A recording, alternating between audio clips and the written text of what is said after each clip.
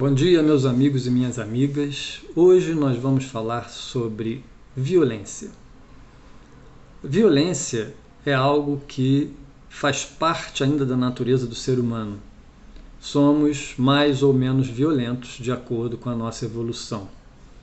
Como espírita, seguindo as orientações de Kardec, eu entendo que nós fomos, não como civilização, mas como pessoas, como espíritos, fomos infinitamente mais violentos no passado e através das reencarnações nós estamos nos aperfeiçoando, nos tornando menos violentos, mas ainda resta muito a fazer dentro de nós.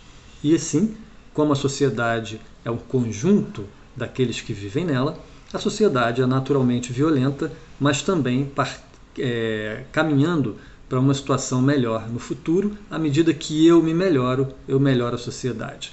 Então é um trabalho interno. Esse trabalho interno não quer dizer que nós não tenhamos que fazer a parte externa, porque a lei existe porque nós precisamos de um verniz social. Sem as leis, a vida seria impossível na sociedade. Então as leis são um freio para seres que não conseguem frear os seus próprios impulsos, seus próprios instintos. Então nós temos o verniz social que nos permite viver conjuntamente de uma maneira minimamente humana. Então nós estamos caminhando para lá. No entanto, nós estamos também vivenciando um momento onde toda essa beleza, todo o progresso, toda a virtude humana se apresenta de maneira exponencial, ao lado de toda a violência, de toda a degradação, de toda vileza da alma humana, também apresentada de maneira exponencial. Então é um tempo paradoxal, que é um tempo que nós espíritas chamamos da transição planetária. É necessário que o mal que estava escondido venha à tona para ser combatido. E aqueles que não conseguem combater são aqueles que causam a maior violência na sociedade. Aqueles que estão atentos à sua própria violência interna freiam e buscam digerir essa violência, fazendo através de ações práticas que possam embelezar a nossa vida e a vida social. Em 2018 se tornou exponencial também o abuso da violência, a propaganda da violência, o incentivo à violência através de um candidato que se elegeu com o discurso da violência, causando medo nos eleitores, de modo que esses eleitores, pelo medo, fossem coagidos a aceitarem as suas ideias. Então nós vemos as fake news, nós vemos o medo das pautas morais.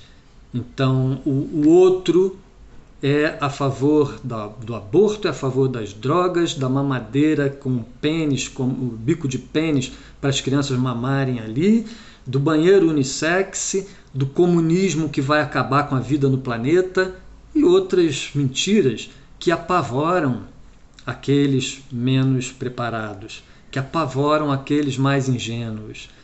Dessa maneira, a mentira vem implantando o medo, mas não só a mentira.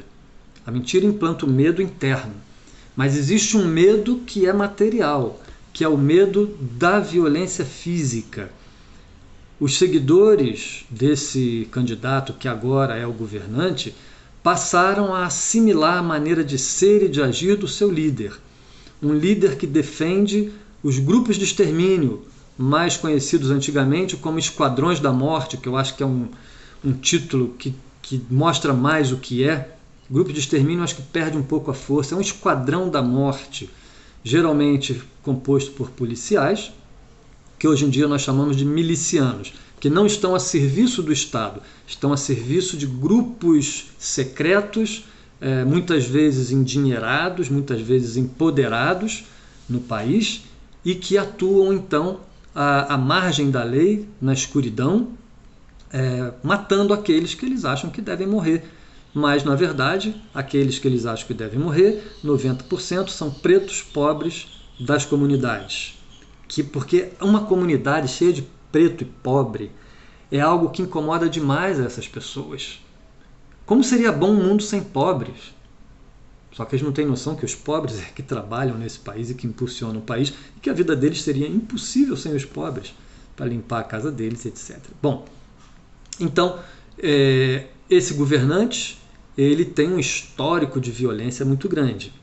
Ele tem um histórico aí de ações, como eu já postei em outro vídeo, de explosão da adutora do Guandu, que era um plano dele terrorista para conseguir aumento no exército, violência dentro do exército, foi expulso do exército, agride jornalistas, agride todos aqueles que falam um A contra ele, contra o governo dele. Então, jornalistas, influenciadores digitais, que a cada vez que atuam mostrando a verdade, cobrando do governo ações mais condizentes com o tempo que a gente vive, são ameaçados imediatamente de morte pelas milícias digitais. Milícias digitais essas que são compostas aí pelos bolsonaristas mais exaltados e psicopatas, porque nem todo bolsonarista é. Eu tenho muitos amigos, pessoas boas, pessoas realmente cristãs e de bom coração, de verdade, mas que por uma razão ou outra escolheram, acham que esse governo seria melhor dessa maneira. Mas ele, então, contagiou ou contaminou um grupo muito grande de milícias, né, de milicianos que seguem as regras mais cruéis, mais violentas, que é se armando e ameaçando oponentes. Então, por exemplo, nessas eleições, muitos carros com plásticos e bandeiras do candidato da esquerda sofrem tiros, sofrem pedradas, sofrem quebra de vidros, porque eles acham que nós não temos o direito de usar vermelho. Nós não temos direito de ir contra o capitão deles. E se nós estamos contra, merecemos ser metralhados. Como dizia lá o capitão, vamos metralhar a petralhada. Né? Numa clara alusão à pena de morte sem passar pela justiça. Ele declara quem deve morrer ou não. Então, hoje em dia, nós temos medo no Brasil de sair de vermelho. Uma mulher de vestido vermelho na rua já foi atacada. Por incrível que pareça. Porque usava vermelho, vermelho é cor de comunista, comunista precisa ser morto. Você não pode no Brasil usar vermelho mais. Você não pode falar contra o governo. Porque, senão, você coloca a sua vida em risco. Muitos já saíram do Brasil. Vou falar aqui só o caso do Jean Willis, que foi um dos primeiros a sair porque era um desafeto muito grande do atual presidente e, desde o início, sofreu ameaça de morte. O Felipe Neto sofre ameaças de morte todo dia. O Eduardo Moreira. Pessoas que criticam o governo na rede social. O Felipe Neto teve que tirar a mãe dele do país. A mãe dele não mora mais no Brasil. Então o Brasil se tornou esse país do horror, do terror, e nós vivemos ameaçados todo dia, com medo. Não poder usar vermelho mais? A cor foi banida porque é cor de comunista? E você corre risco de vida por usar vermelho? Que país é esse? Que país é esse que esse governo está construindo? Ou destruindo, melhor dizendo. Não se pode mais fazer campanha política como se fazia antigamente, quando todo mundo, oposição e governo, saíam para as ruas com as suas bandeiras, suas camisas, seus adesivos, seus grupos, as passeatas, carreatas. Hoje em dia não se pode fazer isso.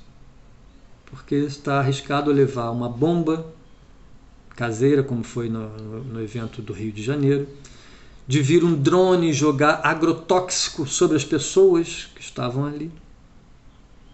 Então acabou a liberdade de expressão no Brasil. Ou você apoia o governo, ou você fica quieto para não morrer. Isso é o que a gente está vivendo no Brasil. Meus amigos que estão fora do Brasil, se quiserem vir ver, vão ter uma grande surpresa de que o Brasil não é mais nada daquilo que era. É um país violento, triste, com medo, Não existe mais aquele clima do Brasil amigo, do Brasil fraterno, do Brasil que era apreciado em todos os lugares do mundo por ser um país feliz, um país alegre, apesar de toda miséria que sempre existiu. Deixou de existir em um momento da história, ali no início dos anos 2000, na primeira década, deixou de existir a miséria, mas depois ela voltou. Mas apesar disso, nós sempre sorrimos, brincamos da própria sorte, ríamos da nossa própria miséria. Hoje esse país não existe mais. A violência contaminou muitos corações. E quando não é uma violência mais física, é uma violência verbal, de graça. As pessoas chegam para você porque você está de vermelho ou com um adesivo, para aqueles que têm coragem, e querem tirar satisfação com você. Como assim? Como assim você defende ladrão? Como assim você defende ex-presidiário? Você não pode responder nada, porque essa pessoa pode estar armada. Você tem que dizer amém e sair de fininho. Esse é o país que nós temos hoje, mas que vai chegar ao fim nesse fim de semana. Não nesse fim de semana, porque esse fim de semana vai chegar ao fim oficialmente, porque no ano que vem nós vamos ter outro governo mais humano. Mas vai chegar ao fim, pelo menos. Vamos saber que a partir daquele momento ele está com os dias contados. Nós vamos voltar a sorrir, o Brasil vai voltar a ser feliz, vamos acabar com essa violência na família, entre colegas, entre amigos, na rua. Vamos poder conviver novamente, todos em paz, respeitando as escolhas de cada um, porque nós não vamos ter alguém todos os dias de manhã trazendo notícias funestas e atacando grupos, incentivando a nós a nos atacarmos uns aos outros. Amigos atacando uns aos outros, família atacando uns aos outros, porque ele incentiva. É isso que ele faz. Incentiva a violência todo dia, toda hora, todo segundo. Mas o tempo chegou. São novos tempos que vão começar e o Brasil vai voltar a sorrir e a ser feliz. Até domingo.